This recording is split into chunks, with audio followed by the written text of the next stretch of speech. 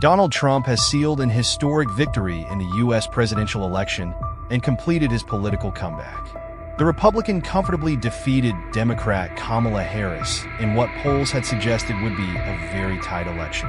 He becomes the first former president to return to the White House in more than 130 years.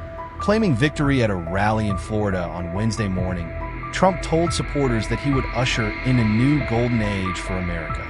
Accompanied by his family and his pick for vice president, J.D. Vance, Trump told supporters in West Palm Beach on Wednesday morning, "This will truly be the golden age of America. That's what we have to have. This is a magnificent victory for the American people that will allow us to make America great again." In more good news for Trump, his party is projected to win majority control of the Senate. Latest updates from the election results. Elon Musk, the world's richest man and Trump megadonor, was with the Republican candidate as the results came in. The billionaire posted increasingly positive message on X, which he owns, throughout the night. The 78-year-old swept several of the key battleground states, with CBS projecting that he has won in Pennsylvania, Wisconsin, Georgia, and North Carolina, and appears to be on track for a clean sweep of all 7 swing states that were crucial for a win. Projections suggest he is likely to win the overall popular vote nationally, a feat he fell short of when first elected in 2016. He is projected to win Pennsylvania, North Carolina, and Georgia, and is ahead in the other so-called Rust Belt state of Michigan, according to the BBC's U.S. partner, CBS. Certified final results take days to come. Trump also has a solid lead in Nevada, while the race remains tight in the other Sun Belt battleground of Arizona. As expected, Trump has swept conservative strongholds from Florida to Idaho, while Harris won liberal states from New York to California, CBS projects. The Democrat had been expected to address a crowd on election night at Howard University in Washington, D.C., where she was an undergraduate, but it emerged after midnight that she would not appear. Harris has made no statement so far. Following the announcement by Democratic campaign co-chairman Cedric Richmond, the crowd all but disappeared from Harris HQ at the historically black college. CBS exit poll data suggests Vice President Harris, who was hoping to become America's first woman president and campaigned heavily for abortion rights, may have underperformed with women. Some 54% of female voters cast their ballots for her, the numbers indicate. But Joe Biden won the support of 57% of women in 2020.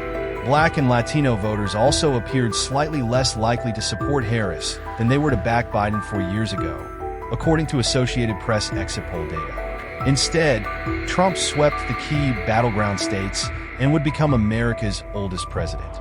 The Republican has refused to release his medical records, despite spending much of his early campaign attacking President Joe Biden's advancing age. Congress is also up for grabs in the election. In what would be a major boost for a Trump presidency, Republicans have won control of the Senate after wresting 2 seats in West Virginia and Ohio from the Democrats and seeing off a competitive challenger in Texas. Neither party seemed to have an overall edge in the House, which Republicans narrowly control. However, control of Congress would allow Trump a relatively easy path to pass his key proposals through the legislature, including his pledges to enforce mass deportations of illegal migrants and to enact sweeping tax cuts. Around 86 million voters cast their ballots early amid one of the most turbulent campaigns in recent American history.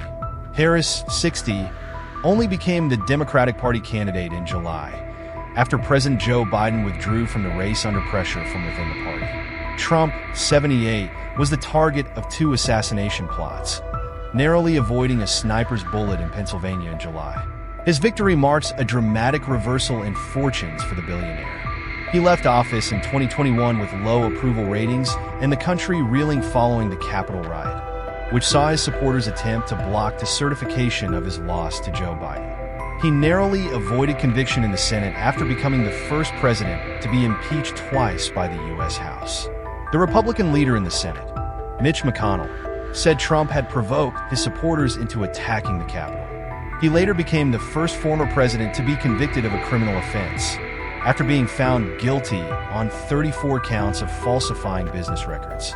But he announced his return to frontline politics in November 2022, beginning the campaign that would see him sweep aside challengers in the Republican primaries and claim his party's nomination for president. Attention in the coming days will turn to the makeup of his potential cabinet, with senior advisors telling CBS that the Trump transition team are to meet at West Palm Beach in the coming days. At his victory rally, Trump hinted that Robert F. Kennedy Jr., a former Democrat and vaccine skeptic, would be handed a key healthcare role. He's to help make America healthy again, Trump said. He wants to do some things, and we're going to let him go to it. Both sides have armies of lawyers on standby for legal challenges on and after Election Day. Law enforcement agencies nationwide were on high alert for potential violence, but it has been peaceful so far. About 30 bomb threats hoaxes targeted election-related locations nationwide on Tuesday, more than half of them in the state of Georgia alone, reports CBS.